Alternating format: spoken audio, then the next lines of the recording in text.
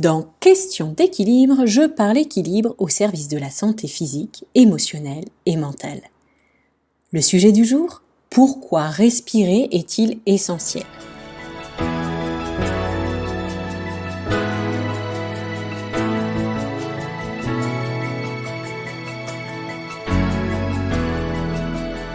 Je suis Sophie, ostéopathe et coach holistique. J'accompagne principalement des hommes et des femmes qui ont besoin de prendre soin d'eux et d'apprendre à s'écouter, à écouter leur corps pour faire le tri dans leur vie et s'épanouir pleinement. S'il y a bien une chose à utiliser pour garder un équilibre, c'est la respiration. C'est évident, vous me direz, mais pas si évident finalement que ça, pas si facile. C'est vrai que respirer, c'est le signal que l'on envoie au cerveau pour dire « je suis en vie ». C'est vraiment la première information qui permet de le rassurer, de dire « ok, tout va bien, je suis en vie ». L'autre avantage qu'on pourrait avoir de la respiration, j'ai coutume de dire, c'est que on l'a avec soi. On peut pas me dire « ah, mais je peux pas, j'ai oublié, je peux pas l'installer sur mon ordi, puis c'est trop cher. » Non, là, il n'y a pas d'excuse en fait. On a toujours au moins un poumon avec soi. Donc, la respiration, c'est l'outil idéal pour communiquer à la fois avec notre système moteur volontaire, notre système moteur involontaire. Celui qui répond au système nerveux sympathique, parasympathique. En tout cas, qui va donner une information là-dessus. Donc la respiration, c'est vraiment l'outil idéal aussi pour accueillir et gérer les émotions, accueillir et gérer les douleurs.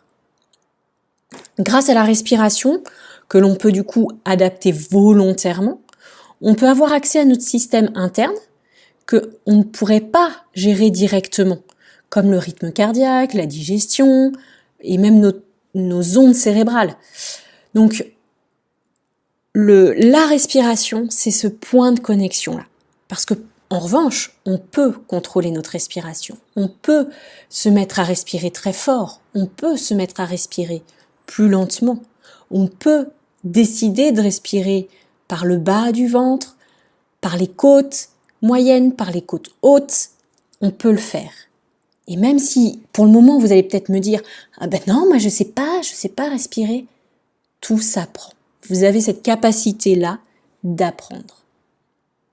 Et donc, pour revenir aussi avec le lien que l'on peut avoir avec le cerveau, c'est que notre cerveau, il fonctionne avec des fréquences, une vitesse de vibration, et plus elles sont rapides, plus on est en état d'éveil, plus on est agité.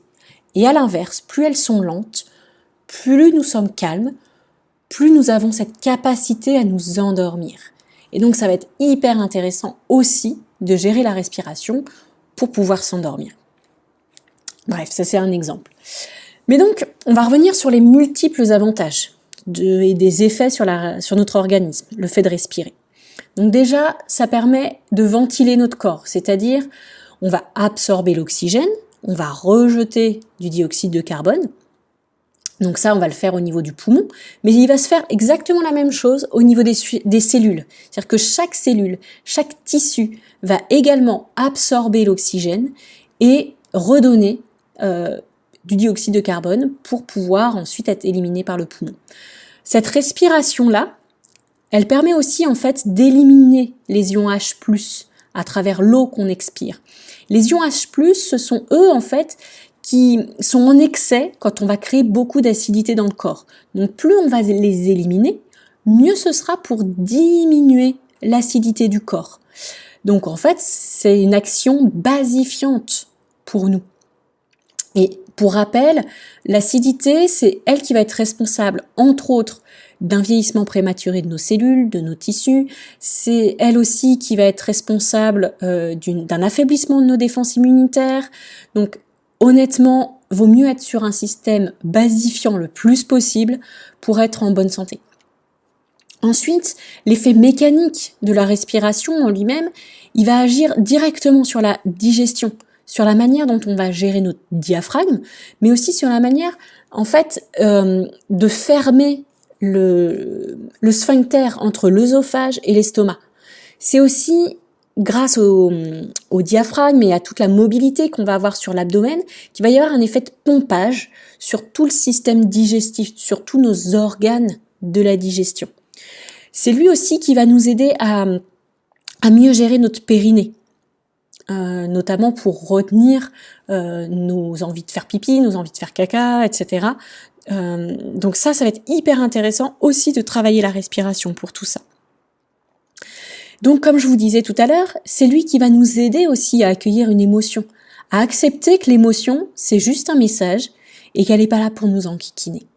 Elle n'est pas là pour nous créer des douleurs, mais par contre elle est là pour informer le mental, informer le corps qu'il y a quelque chose.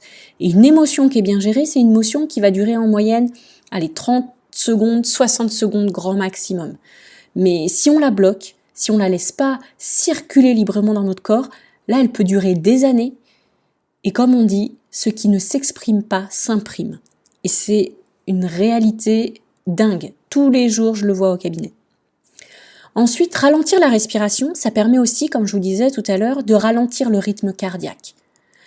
L'inverse est vrai aussi, hein. C'est-à-dire que si vous accélérez votre respiration, automatiquement, vous allez avoir votre rythme cardiaque qui va s'accélérer.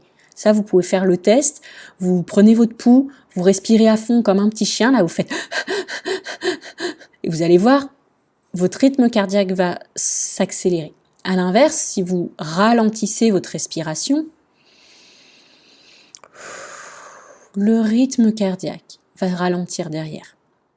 Donc ça peut être un super outil pour se réveiller, pour se dynamiser. Quelqu'un qui a un peu mou le matin, vous faites quelques bonnes respirations bien dynamiques et je peux vous dire que ça va bien vous réveiller. Après, à l'inverse, si vous êtes bien stressé avant une réunion, le fait de respirer calmement, et d'ailleurs on le fait naturellement, on est là, on fait « Allez, j'y vais, c'est parti ». Parce que inconsciemment, on sait que la respiration va avoir une influence sur notre rythme cardiaque.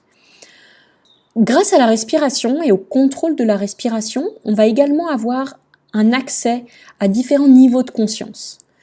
À la fois de la conscience de notre corps, mais aussi des niveaux de conscience, de compréhension différentes. C'est-à-dire que ça va nous aider à voir la vie sous un autre angle, à voir la vie différemment, à prendre de la hauteur, comme on dit. Et pour finir, comme je vous disais, et on l'a déjà vu sur l'un de mes podcasts, c'est que ça permet aussi d'aider à accueillir une douleur. La douleur, comme l'émotion, sur un autre plan, la douleur c'est vraiment sur le plan physique, ça nous donne une information. Et ça permet aussi de voir la beauté en elle, de percevoir en fait que la douleur c'est vraiment une amie quelque part. C'est comme je vous disais pour nous donner une information.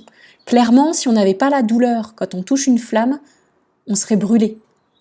Donc la douleur nous donne l'information que attention, là, si tu persistes dans ce sens-là, il va t'arriver quelque chose de pas cool, quoi.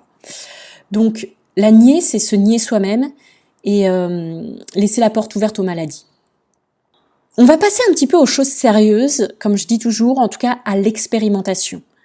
J'aime bien que tout de suite on expérimente, que ça reste pas juste à l'état mental. Donc si vous avez la possibilité, vous le faites maintenant, sinon vous le faites un petit peu plus tard dans la journée, vous réécouterez le podcast. Mais ce que je vous propose, c'est de faire un petit jeu. Donc vous pouvez vous positionner tranquillement, assis, les 2 pieds au sol, et vous augmentez votre fréquence respiratoire. Vous changez pas forcément l'amplitude, mais juste vous respirez plus rapidement. Donc si habituellement vous êtes sur un rythme de 4 secondes à l'inspiration, passez à 2. Si vous êtes déjà à 2, vous faites 1 seconde par exemple. Donc vous faites...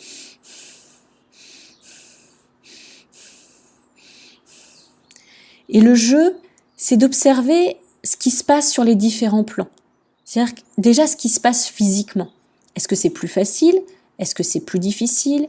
Ou est-ce que ça se passe dans votre corps? Donc vraiment sur votre plan physique.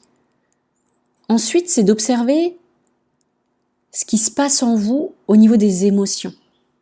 Est-ce que ça vient créer des émotions plutôt agréables ou plutôt désagréables? Est-ce que ça vient réveiller des douleurs? Est-ce que, à l'inverse, ça les apaise? Et est-ce que ça vous crée des nouvelles pensées? Des pensées, pareil, plutôt agréables ou des pensées plutôt désagréables, c'est-à-dire des pensées qui sont plutôt limitantes ou des pensées qui vont être plutôt constructives. Donc, observez tout ça. Vous pouvez prendre quelques temps. En tout cas, moi, personnellement, ça peut-être regarde que moi, mais quand je le fais, ça me stresse. C'est-à-dire que quand je respire très rapidement, j'ai l'impression d'être suivie par un mec louche. Je sais pas, d'être dans les rues noires là, de Paris ou de je sais pas d'où. Ou quand je regarde un film d'horreur. Tu vois, le truc, genre le dernier Freddy, tu sais pas où t'es, pourtant t'es chez toi, hein, t'es dans ton canapé, t'es tranquille, il va rien t'arriver. Mais le fait de regarder ce truc, ça te fait... voilà, là, vraiment le cœur il s'accélère, la respiration s'accélère. Et ça me fait flipper. Alors qu'en soi, j'ai rien demandé. Je veux dire, je suis toujours assise là, devant mon ordi, à vous faire le podcast. Mais le fait de respirer rapidement, il y a une sensation de stress, d'angoisse. C'est pas très agréable.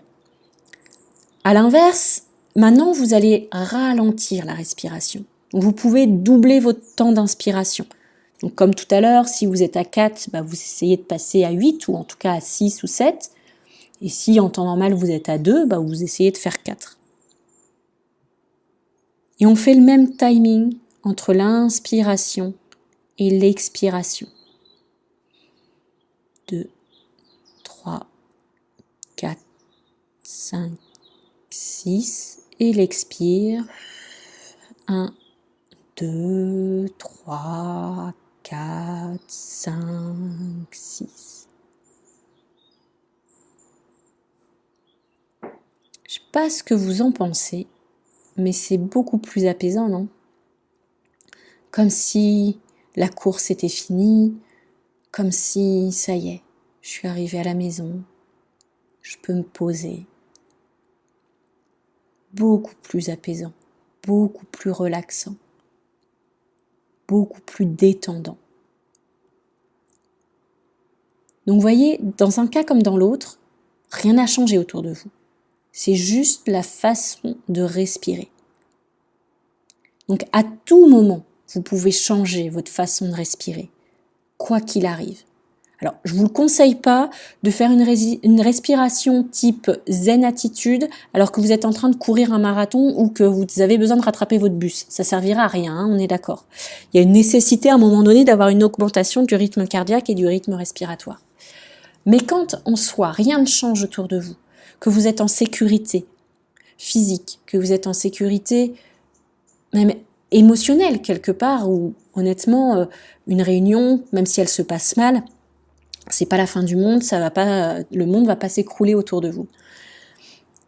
Vraiment tester ce mode de respiration, c'est le truc le plus simple, juste de ralentir, d'accélérer. Après, il y a des trucs beaucoup plus travaillés, beaucoup plus compliqués dans la respiration, mais ça, c'est une autre affaire. Voilà, c'était le partage que j'avais envie de vous faire aujourd'hui. Donc, je vous rappelle que vous pouvez commenter, liker le podcast. Donc, peut-être pas sur les différents réseaux, c'est possible. Je sais que sur Apple, c'est possible, etc. Donc, n'hésitez pas. Vous pouvez aussi passer par mes réseaux sociaux. Donc, soit sur Facebook avec Sophie Mingre, soit ma page Facebook, c'est Sophie Mingre Adventure Bien-être. Soit éventuellement mon YouTube. Donc, c'est Adventure Bien-être également.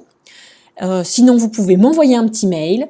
Enfin voilà, n'hésitez pas vraiment à partager donc avec vos amis, à me partager vos envies, vos besoins, vos remarques. Ça me ferait super plaisir. Et très belle journée et à bientôt!